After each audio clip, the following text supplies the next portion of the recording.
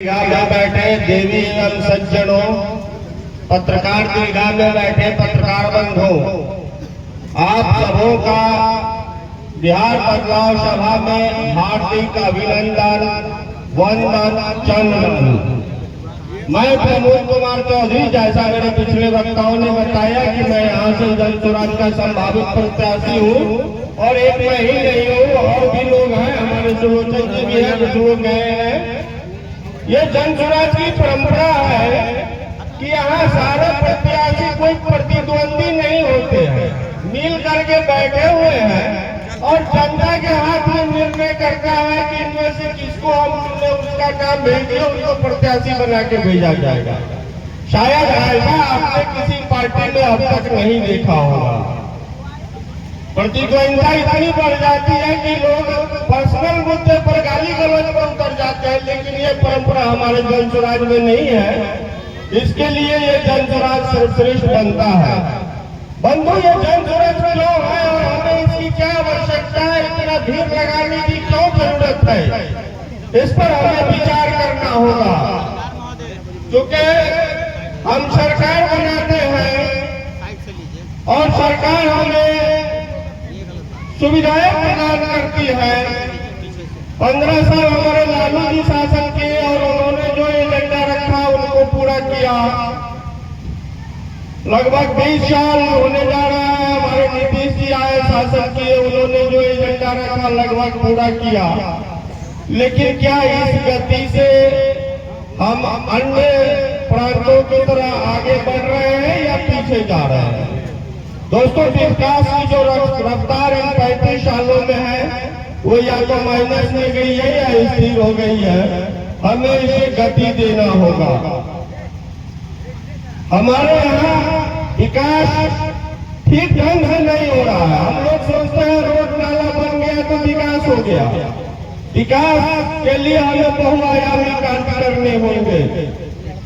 हमें सर्वप्रथम शिक्षा पर जोर देना होगा और जन स्वराज के संस्थापक नीतीश जी ने जन स्वराज के संस्थापक प्रशांत किशोर जी ने ये प्रण लिया है कि शिक्षा को हम कैसे ठीक करेंगे। प्रत्येक प्रखंड में नेतरहाट विद्यालय की तर्ज से 5 विद्यालय खोले जाएंगे और जब तक ये विद्यालय नहीं खुलते हैं, हमारे वैसे गरीब बच्चे जो सरकारी विद्यालयों में पढ़ते हैं, 15 साल से नीचे के बच्चे, उनको तत्कालीन कन्वेंट स्कूल में पढ़ाया जाएगा और उसका खर्चा सरकार वहन करेगी। फिर जब हमारा शिक्षा का इंफ्रास्ट्रक्चर तैयार हो जाएगा तो फिर सरकारी सुविधा पर यह शिक्षा उपलब्ध होगी। बंधु, ऐसा नहीं है कि हमारे नीतीश जी काम नहीं करते हैं, लेकिन काम में समस्या क्या है ये हमें समझना होगा। काम में योजनाएं जो भी बनती है अच्छी बन रही है, इसमें कोई बुराई नहीं है, लेकिन योजनाओं का धरातल पर इम्प्लीमेंटेशन नहीं हो रहा है। कमीशन थोड़ी बढ़ गई है, जिस वजह से उसका जो समुचित रिजल्ट होना चाहिए वो केवल कागज पर रह जाता है, आम जनता तक नहीं पहुंचता है। उदाहरण के लिए मैं बता दूं आपको, बिहार में प्रमुखता से शराबबंदी की गई, अच्छी बात है। समाज के सुदृढ़ीकरण और अच्छे समाज के लिए शराबबंदी होनी चाहिए, लेकिन क्या शराब बंद हुआ बिहार में? नहीं हुआ। इस सरकार के पास ऐसी क्षमता नहीं है कि उसको इम्प्लीमेंट कर सके धरातल पर। सिर्फ योजना बनाने से काम नहीं होगा, सिर्फ कानून बनाने से काम नहीं होगा, उसे धरातल पर उतारना होगा। अभी आपको जीविका का चल रहा है, जीविका का उद्देश्य क्या है पता है? कुटीर उद्योग को बढ़ावा देना। किसी को टोकरी बुनाई के लिए, किसी को सिक्की का डलिया बनने के लिए लोन दिया जाता है। ये बातें कागज पर चल रही है, हकीकत में ऐसा नहीं है। हकीकत में ये चीज प्रभावी ढंग से लागू नहीं हो पा रही है जमीन पर। ये चीजें हमें दिक्कत करती है। योजनाओं का ठीक से क्रियान्वयन होना ही चाहिए। बंधु, एक नई योजना आया था आज से लगभग 5-6 साल पहले और अभी चल रहा है। आप सबों ने देखा सरकार ने नल जल योजना लाई। योजना की अहमियत आप इस बात से समझ लीजिए, इस साल पानी का जो संकट हुआ है उसमें वो नल जल योजना कितनी कारगर हुई है। योजनाएं अच्छी बनी, दूरदर्शिता के हिसाब से बनी, लेकिन एक भी नल जल अगर सही ढंग से चालू हो तो हमें बता दीजिए। ये सरकार योजना का क्रियान्वयन कर ही नहीं पा रही है। कमीशन थोड़ी इतनी बढ़ गई है कि सारे काम भ्रष्टाचार के भेंट चढ़ जाते हैं। इसे हमें रोकना चाहिए। किसी दो विभाग में कोलैबोरेशन नहीं है। नल जल वाले आते हैं तो रोड काट करके पाइप लगा के चले जाते हैं, फिर रोड बनाने वाले आते हैं तो नल जल का पाइप काट के चले जाते हैं, फिर रिपेयर के लिए टेंडर होता है और आम जनता का पैसा पानी की तरह बहता है। अगर योजनाबद्ध तरीके से ये काम किया जाए तो नल जल का पाइप भी सुरक्षित रहेगा और सड़क भी सुरक्षित रहेगी। लेकिन उससे किसी को कोई मतलब नहीं है। उसे तो कागज पर अपना नाम निकालना है कि हमने नल जल दिया, बहुत अच्छा काम किया। बंधुओं, सरकार के लिए मैं कहना चाहूंगा कि तुम्हारे फाइलों में मौसम गुलाबी है, मगर माफ करना ये आंकड़ा किताबी है। आंकड़ों के खेल में इसने हमें उलझा कर रखा है। सत्ता लोग सरकार ये अपना नियम सत्ता को केंद्रित में रखकर बनाती है। जनता के विकास का प्राथमिकता नहीं है। ये दोनों जो गठबंधन मुख्य रूप से है, एनडीए या महागठबंधन, ये कई दलों का समूह है। और आपको मालूम है कि जब 5 आदमी एक जगह बैठिएगा तो 5 विचारधारा लेके बैठिएगा और काम एक वो करना है तो एक दूसरे के विरोधी विचारधारा को हम लोग त्याग देते हैं, जिसको कहते हैं न्यूनतम साझा कार्यक्रम। तो ये तय है कि गठबंधन की सरकार पूर्ण विकास कर ही नहीं सकती, पॉसिबल ही नहीं है।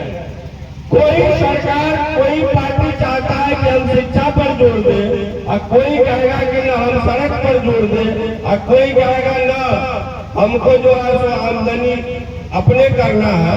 तो ऐसे स्थिति में न्यूनतम तय होता है कि 5 लोग खुश रहो भाई, सरकार को चलने दो, पैसा जनता का जाता है बहने दो।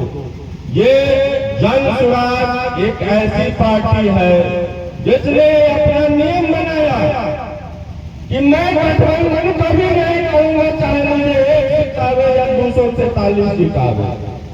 इसके लिए ऐसा नियम बनाने के लिए कलेजा चाहिए। वो कलेजा दिखाया है इसे। इसने कहा है कि अगर किसी को मेरे साथ आना है तो मेरी पार्टी में मेरे सिद्धांतों के साथ विलय करना होगा। ये भी बिहार के विकास के लिए पॉजिटिव चीज है। बहुत सारी बातें हैं बंधुओं, हम लोगों को सत्ता के लिए जाति धर्म में बांटा गया। कभी एमओए समीकरण बनाया गया, कभी दलित बनाया गया, कभी हिंदू मुस्लिम किया गया। आखिर ये क्यों, ये समझने की बात है। एमओए समीकरण के अलावा बाकी लोग भारत के लोग नहीं है क्या? उनके लिए कोई सुविधा नहीं मिलेगी क्या? मुसलमान हिंदू के लिए यही सब होगा। मुसलमान कहाँ का नागरिक है और मुसलमान को सब कुछ जब देते हिंदू क्या करेगा? ये सारे सिस्टम सत्ता पाने के डिवाइड एंड रूल, फूट डालो और शासन करो के नियम है। अब वक्त आ गया है कि हमें इसे तोड़ना होगा। ये सारा काम हम ही लोग कर सकते हैं। हमें सिर्फ इस बात का ख्याल रखना है कि जब भी वोट आवे केवल एक ही व्यक्ति को वोट देंगे और वो व्यक्ति सबसे अच्छा उम्मीदवार हो उसको, वो चाहे किसी पार्टी का हो, चाहे वो जन स्वराज का हो, चाहे वो एनडीए का हो, चाहे वो महागठबंधन का हो, चाहे वो मेरी जाति का हो, चाहे वो मेरे धर्म का हो। हम केवल और केवल एक ही विचार करें कि हम अच्छे व्यक्ति को वोट दें तो एक न एक दिन हमारा बिहार सही रास्ते पे चल पड़ेगा। दोस्तों, इस बदलते माहौल में बहुत सारे चीजों पर जन सुराग आया है आप सबों के बीच। ये लक्ष्य लेकर कि हम बिहार में सत्ता परिवर्तन नहीं, व्यवस्था परिवर्तन करें। हमारे व्यवस्था परिवर्तन में आप लोग शामिल हो, समझे बुझे जो भी उम्मीदवार आते हैं एनडीए के, जन स्वराज के या महागठबंधन के, उनमें से उम्मीदवारों को अच्छी तरह से जानिए कौन क्या है, किसका कैसा बैकग्राउंड है, और जो व्यक्ति अच्छा लगे आप उन्हें वोट दीजिए। आज के युग में हम लोग वोटर बनते हैं तो खानदानी वोटर बन जाते हैं। हमने भाजपा का टैग क्या लगा लिया, जिंदगी भर भाजपाई हो जाएंगे, वो भाजपा मेरा गर्दन भी काटे तो भाजपा ही रहेंगे, ये गलत बात है।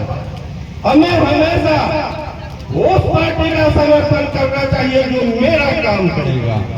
किसी का खानदानी होने की कोई जरूरत नहीं है। आज तुमने मेरे मुझको समझा, मैं तुमको वोट दूंगा, कल तुमने मुझे नहीं समझा, मैं काट दूंगा, मैं दूसरे को वोट दूंगा। किसी का खानदानी नहीं है। हम लोग आम नागरिक को न्यूट्रल होना चाहिए। जिसकी विचार, जिसका काम बढ़िया लगे हम उसको वोट करें। ये सभा बहुत मिन्नतों के बाद, बहुत तैयारियों के बाद की जाती है। इस सभा से संदेश आना चाहिए। प्रशांत किशोर कहते हैं कि आप अपने बच्चों के लिए वोट कीजिए, तो ये बहुत बड़ी बात है। आज तक आपने राम मंदिर के लिए वोट किया, बन गया, सरकारें तो बनाती हैं, आपने कभी शिक्षा के लिए वोट नहीं किया। ये 20-25 संकल्प कीजिए कि हम शिक्षा के लिए वोट करेंगे। हाथ उठाकर संकल्प कीजिए कि 20-25 विधानसभा में हम शिक्षा के लिए वोट करेंगे। इस संकल्प के साथ में टिकट बेच दी। ये गठबंधन का नियम जानते हैं, इसे बहुत छोटे छोटे दल है। कोई शाहनी जी का नेता है, कोई चौधरी जी का नेता है, कोई पंडित जी का नेता है। ये सब कुछ बिहार का भला करने के लिए नहीं है बंधु। ये लोग गठबंधन में 5, 10, 4 सीट लेकर करोड़ों में बेचकर 5 साल खाने के लिए बने हैं। अगर कोई किसी पार्टी या किसी जाति का नेता है तो वो हमें बताए उस जाति के लिए उन्होंने कुछ किया, सिवाय अपने परिवार के कभी नहीं किया। ये जाति का काम, जाति की बात बोलने वाले बिहार के सगे नहीं है। अगर बिहार के लोग होंगे तो सारे बिहारी एक समान होंगे और सारे बिहारी को एक समान देखना होगा। बंधुओं, बातें बहुत है, हमारे अगले वक्ताओं